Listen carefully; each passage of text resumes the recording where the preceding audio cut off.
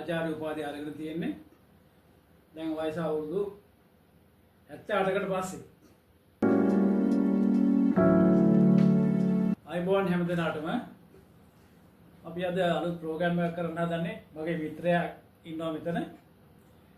මොකද මිත්‍රයා ලොකු විම්මක් පැනලා මේ ජයග්‍රහණයක් ලැබපු මොහොතක්. ඒක තමයි මේ අපි සිහිපත් කරන්න හදන්නේ. මම පළමුවෙන්ම මගේ මිත්‍රයාට කන්ග්‍රැචුලේෂන් පිරිනමනවා. මොකද මෙතුමා ඊයේ ආචාර්ය උපාධියක් අරගෙන ඊයේ කුරුණෑගල ගිහිල්ලා කුරුණෑගල තමයි ඒ කැම්පස් එකෙන් ආචාර්ය උපාධිය අරගෙන තියෙන්නේ. දැන් වයස අවුරුදු 78කට පස්සේ. ඒකට අපි කතා කරමු මිත්‍රයාත් එක්කලා. මම ආසයි දැනගන්න සම්පූර්ණ නම. මගේ නම ලයනල් රත්නසිරි අමරකෝන්. ඊට පොඩ්ඩක් අපි නිකන් අර ඉස්කෝලේ ඉඳලා පටන් ගමු පොඩ්ඩක් විතරනේ. ඒක හොඳයිනේ. ඉස්සරලා ඉතින් මම ගියේ කොළඹ මේ කේරි විද්‍යාලයට. ඊට පස්සේ තාත්තා මේ බන්ධනාගාර දෙපාර්තමේන්තු රැකියාව කරන නිසා වරින් වර මාරු වෙනකොට මීගමුවට හංවැල්ලට දැන් ඊට පස්සේ හංවැල්ලේ සෙන්ට් ජෝන් බොස්කෝ එකේ තමයි උසස් පෙළ පන්ති කරලා විභාගෙ ලිව්වේ. මම රක්ෂාවට ගියා අවුරුදු 18 දී. ඒ රස්සාවේ ඉඳද්දි තමයි කැලණිය විශ්වවිද්‍යාලයේ පුස්තකාල විද්‍යා මේ පාඨමාලාව හැදෑරුවේ 1978. ඊට පස්සේ ඉතින් පුස්තකාල විද්‍යා පුස්තකාල සංගමේ ඒ විභාග සමත් වෙලා ඒකේ අධිසමාජිකත්වයට ලබාගෙන අවුරුදු 65 දී තමයි මම කොළඹ විශ්වවිද්‍යාලයේ මේ උපාධිය ගත්තේ. ඒ කියන්නේ උපාධිය කියන්නේ කැලණිය විශ්වවිද්‍යාලයේ ඒතකොට 78. එතකොට මට වයස නම් අවුරුදු 32ක් වගේ ඇති. ඊට පස්සේ පුස්තකාල සංගමේ පරීක්ෂණ අවුරුදු 3 අවුරුදු මේ පරීක්ෂණයක් තියෙන පුස්තකාල විද්‍යාව පිළිබඳ ඒකත් කරා. ඒක 1980 දී සමත් වුණා. ඊට පස්සේ 96 තමයි ඒකේ අධිසමාජිකත්වයේ හම්බුනේ. ඒ කියන්නේ ඔය හැම ඉගෙනීමේ කටයුත්තක්ම කරේ රැකියාවට යන ගමන්. රැකියාවට යන ගමන් ගොක් වෙලාවට පන්ති තිබුණේ වීකෙන්ඩ් එකේ. සමහරවිට මම කළුතර වැඩ කරා ජාතික සෞඛ්‍ය විද්‍යාලයනේ. එතකොට අර කැලණිය විශ්වවිද්‍යාලයේ පාඨමාලාව හදාරුවේ ඉරිදා සෙන්සුරාදා. සති අන්තේ පන්ති වලට ඇවිල්ලා. ඒ දවස් දෙකේම කළුතරේ ඉඳලා මේ කැලණියට ගියා. උදේ පාන්දර නැගිටලා. එහෙම තමයි මේ දුක් විඳලා තමයි ඕක ටික ඔක්කොම ඉඳලා වැඩි කරලා ඒ අතරේ අපි විවාහ වෙලා නේද? ඔව් ළමයි හදලා ළමයිට ගන්නලා ළමයි මේ පොඩි කාලේ ඉන්නකොටත් අපිට මේ මම කැම්පස් යනවා ඉගෙන ගන්න. එහෙම තමයි මේ ඉගෙනීමට කැප වෙලා තියෙන්නේ. ඔව් ඉතින් රැකියාව උසස් වීම උතර වුණත් එක්කම හම්බුණා. ඔව්. නැත්නම් මම ඉස්සෙල්ලාම පටන් ගත්තේ අර මං කිව්වේ මේ කාලේක මේ ලයිබ්‍රරි අත්උදව් කාර්යයක් කියලා. දැන් ඒ වෙලාවේ එතන හිටපු පුස්තකාලය අධ්‍යක්ෂකවරිය මේ පුස්තකාල පාඨමාලාවක් හදාරන මම දැක්ක නෝට්ස් පොත් තිබුණා. ඒව කියවල බලලා තමයි මටත් මේ බිම පැන්නා මේ අධිසමාජිකත්වයට දක්වම ගියා. එතකොට දැන් අපි කතා කරමු දැන් ඒ දශකම් ඔක්කොම මැද්දේ දැන් අවුරුදු 78කට පස්සේ තමයි මේ දේ ලබා ගත්තේ. ඔව් දැන් මේ දේ ලබා ගන්නකොටත් ඉතින් ගෙදර ප්‍රශ්න තියෙනවා. මට රෝගියෙක් ඉන්නවා මගේ බිරිඳ. අවුරුදු දෙකක්ම ඇඳේ කරන්නේ නැහැ මොකුත් නැහැ. එහෙම මානසික තත්ත්වයක ඉඳගෙන තමයි මේ වාගේ මේ ප්‍රෝග්‍රෑම් එකක් කරලා මේ වාගේ බිම්මක් පැනලා එතනත් දැන් වගකීම් වැඩිනේ. බිරිඳ බලා ගන්න ඕනේ. එතකොට බිරිඳට බෙහෙත් ගන්න ඒව බලන්න ඕනේ. බලන්න මොන දවස ගානෙම ඇඬෙනවා මේ බෙහෙත් අඩු වෙන ගානට මේ කී අවශ්‍යතාවය අනුව නොඑක් දේවල් අවශ්‍ය වෙනවනේ. ඉතින් මාර්ගම යන්න ඕනේ. ඉතින් ඒවත් යන ගමන් තමයි හැබැයි මට ඒකට ලොකු උදව්වක් වුණා. වයඹ IT කැම්පස් එක තමයි අපිට මේ වැඩසටහන කෝඩිනේට් කරලා දුන්නේ. මට මේ පශ්චාත් මට ආචාර්ය උපාධි වෘත්තීය ආචාර්ය උපාධිය ලැබුණේ නම් මේ ඇමරිකන් බ්‍රිටිෂ් ග්‍රැජුවේට් යුනිවර්සිටි කියලා මේ ඇමරිකාවේ එකක්. ඒකේ සම්බන්ධීකරණ කටයුතු කරලා තිබුණේ වයඹ IT කැම්පස්. අතන වයඹ IT කැම්පස්යේ ලේඛන කටයුතු ඒ සම්බන්ධීකරණ කටයුතු කෙරුවේ නැත්තම් මට අර ලෙඩෙකුත් එක්ක ඉඳලා ඔය වැඩේ කරන්න බෑ. හැබැයි මගේ මානසික තත්ත්වෙත් මට හම්බන්න උනේ මේ පුළුවන් උනේ හදාගන්න මේවට විභාගෙට මුහුණ දෙන්න අරවට මේවට අපි හැමදාම උදේට සම වයස් කණ්ඩායම වයස 60 පැනපු අය 10-15 දෙනෙක් උදේට ඇවිදින්න එනවා.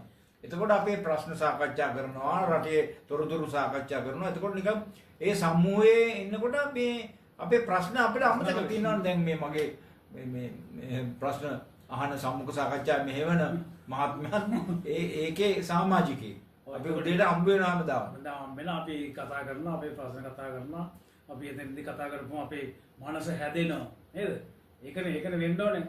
ඉතින් මාර ලෙඩෙක් අවුරුදු දෙකක තිස්සේ බිරිඳ ඇඳේ ඉන්නකොට ඊට පස්සේ තමුණ මොනතරම් මානසික පීඩනයක්ද?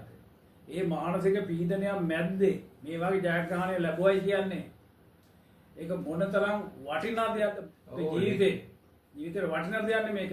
දැන් මේක කරන්නේ අපි රසාවක් ගන්න නෙමෙයිනේ. ඔව් රසාවක් ගන්න කියලා අවුරුදු 78යි මට වයස. අලුත් රසාවට යන්නවත් නෙමෙයි. මේක නිකන් අර දැන් ශාස්ත්‍රීය ජීවිතේ අපි කියන ඇකඩමික් ලයිෆ් එකේදී ගන්න පුළුවන් ඉහළම උපාධිය තමයි මේ අරගෙන තියෙන්නේ. ආචාර්ය උපාධිය අරගෙන තියෙන්නේ. දැන් අනිත් එක දැන් ඔබතුමා ඉන්නවා ගමේ හැම සාන්තිරෙක. හැම පොයටම සීල් ගන්නවා. එතකොට වැඩිහිටි සමිතියේ ඉන්නවා. එතකොට දායක සභාවේ ඉන්නවා. සහන සමිතියේ ඉන්නවා. එතකොට ආරක්ෂක කමිටුව. මේ හැම දෙයක්ම කරනවානේ. ඒ හැම දෙයක්ම කරන අතරේ තමයි මේ වගේ දේකුත් කරන්නේ. එතකොට ඒකට මොන තරම් හිතේ හයියක් තියෙන්න ඕනද නේද? ඔව් ඒකට හිත හදාගෙන අර උදේ ඇවිදින එකයි විශේෂයෙන්ම මේ වයඹ කුරුණෑගල IT කැම්පස් එකේ මැදිහත් වීමයි ඒ ඔක්කොම නිසා තමයි මට මගේ මේ ආචාර්ය උපාධි සීනය සැබෑ කරගන්න පුළුවන් උනේ. එතකොට මේ ඉන්ටර්නෙට් එක ගොඩක් උපකාර වෙනවා මේකට නේ. ඔව් ඉන්ටර්නෙට් එකේ හරහා තමයි ගොඩක් හැම දෙයක්ම අපි නෝට්ස් අරවම ගන්නේ ලියන කටයුතු උදා කරන අනිත් එක කෘත්‍රිම බුද්ධියත් මම පාවිච්චි කරා. කෘත්‍රිම බුද්ධියෙන් මට සෑහෙන ප්‍රශ්නයක් ආවොත් ඕන ලෙඩා ගැන වුණත් ලෙඩාට කරන්න ඕන බෙහෙත් ලෙඩාගේ ඇගේ තුවාල එහෙම තියෙනවා නම් ඒව ගැන වුණත් පින්තූර දාලා කෘත්‍රිම බුද්ධියට දාලා ඒගොල්ලන්ගේ අදහස ඒක තමයි ඒක අදහස් ගන්නවා හොයාගන්න. ඒකේ ලොකු පිහිටක්. ඒතකොට මට හිතත් හොඳයි. මගේ තියෙන වොරින්සුත් යනවා. මේ පොත් එක ගැන පොඩ්ඩක් කියමු බලන්න. ඔව් දැන් මම මේ දැන් මට ඔය වෘත්තීය ආචාර්ය උපාධිය ගන්න එකම නෙමෙයි එක හේතුවක් උනේ මම පරිශන ගණනාවක් කරලා තියෙනවා ප්‍රධාන පරිශකයා හැටියට මම පළමුවෙන්ම මේ කළුතර ජාතික සෞඛ්‍ය විද්‍යාලයේ පරිශන කීපයක්ම කරා සෞඛ්‍ය විද්‍යාව පිළිබඳ පුස්තකාල පිළිබඳ පරිශනේ ඒ වගේම සර්වේ එකක් කරා ජාතික පුස්තකාලයේ වෙනුවෙන් කළුතර දිස්ත්‍රික්කයේ පුස්තකාල පිළිබඳ ගවේෂණයක්.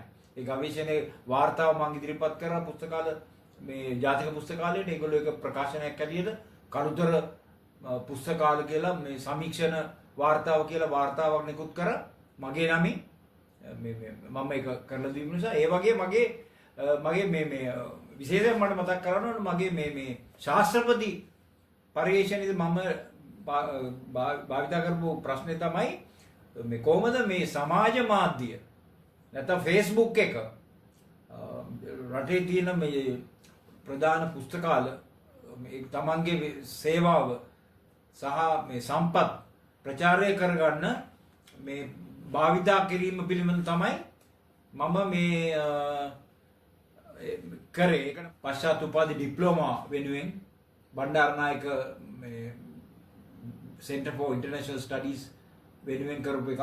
ඒ වගේ ගණනාවක් තියෙනවා. ඉතින් ඊට අමතරව මම පත්තර වලට ලියලා තියෙනවා, සංග්‍රහ වලට ලියලා තියෙනවා, විදේශීය මේ සංග්‍රහ වලට ලියලා තියෙනවා මේ පුස්තකාල විද්‍යාව, තොරතුරු විද්‍යාව, ඒ වගේම ළමා අයිතිවාසිකම් පිළිබඳව. මොකද මම වැඩ කරමු නිසා මේ හෙල්පේජ් එකේ වැඩ කරා නෑ. Save the Children ළමා ආරක්ෂක අරමුදල එංගලන්තයේ වෙනුවෙන් පත්තර වලට ගොඩක් ලිව්වා ළමා අයිතිවාසිකම්, ළමා අපචාර, ළමා මේ child labor ප්‍රශ්න ගැන එහෙම. ඊට අමතරව අපේ මම පුස්තකාලයේ ශ්‍රේෂ්ඨ පුස්තකාල ගණනාවක් වෙනුවෙන් අපි අර කියන්නේ කන්සල්ටන්සිස් කියලා ILO ජාත්‍යන්තර කම්කරු ආයතන කොළඹ කාර්යාලය පුස්තකාලය මේ මොකද මේ පරිගණක ගත කිරීම සඳහා මට මේ හම්බුණා විශේෂ ස්පෙෂල් සර්විස් එග්‍රීමන්ට් එකක් ගහලා උදව් කරා. කර්ම එක්සත් ජාතීන් කෘෂිකර්ම කොළඹ කාර්යාලයේ පුස්තකාලේ ඒ වගේම මොකද්ද මේ සෞඛ්‍ය අමාත්‍යාංශයේ පුස්තකාලය WHO ආයතනයේ පුස්තකාලය අදන්න මට ඒ වගේ ස්පෙෂල් සර්විස් එග්‍රීමන්ට් ඇතුව කන්සල්ටන්සිස් උපදේශන සේවයක් කරලා මට සෑහෙන මුදලකුත් ඒ කාලේ රස්සාව කරන ගම නිවාඩු දවස්වලට ගිහලා වැඩ කරලා අම්බ කරගන්න පුළුවන් වුණා. එතකොට විදේශ රටවල් කීයක විතර ගියාද? ඔව් මම දැන් රටවල් 35කට විතර ගිහිල්ලා තියෙනවා. 35කට ගිහිල්ලා තියෙනවා රාජකාරිවල. මේ කියන්නේ ජාත්‍යන්තර සම්මන්ත්‍රණ ඉදිරිපත් කරන්න වර්ක්ෂොප්ස් වැඩමුළු සම්බන්ධ වෙන්න කත්මන්දු ඉන්දියාව ලන්ඩන් සිංගප්පූරුව ජපානයට ගිය ඇත්ත වශයෙන්ම මම මේ පස්වෙනි මොකද්ද මේ ICML කියලා කියනවා ජාත්‍යන්තර මේ මෙඩිකල් ලයිබ්‍රරියන්ෂිප් සම්බන්ධයෙන් පේපර් එක සබ්මිට් කරන්න. ඒ වගේම ඉන්දියාවට ගියායි 6 වෙනි ICML එකට 7 වෙනි ICML එක වොෂින්ටන් DC වල තිබ්බේ. ඒ හැමතැනම මගේ පේපර් මේ විදේශ මේ පරිශන වාර්තා ඉදිරිපත් කරා. ඒගොල්ලන්ත් එක්ක ඊට පස්සේ සහ සම්බන්ධතාවය ඇති කරලා නෙට්වර්ක් එකක් ඇති කරගෙන ලංකාවට ආවට පස්සේ ඒගොල්ලොත් එක්ක සාකච්ඡා කරන අවස්ථාව හම්බ වෙනවා. එතකොට ලංකාවේ යුද්ධ කාලේ යාපනයට ගිහිල්ලා යුද්ධ කාලේ මට තිබුණා ඒ යාපනයේ පුස්තකාල පිටවන්නේ ළමයි යුද්ධය නිසා මේ අවදානමට ලක් වෙච්ච ළමයින්ට පුස්තකාල හදන්න. හැබැයි ඒවා පාලනය කරන්නේ ළමයි. ඒතකොට ඒ ළමයින්ට පුහුණුවක්ත් දුන්නා.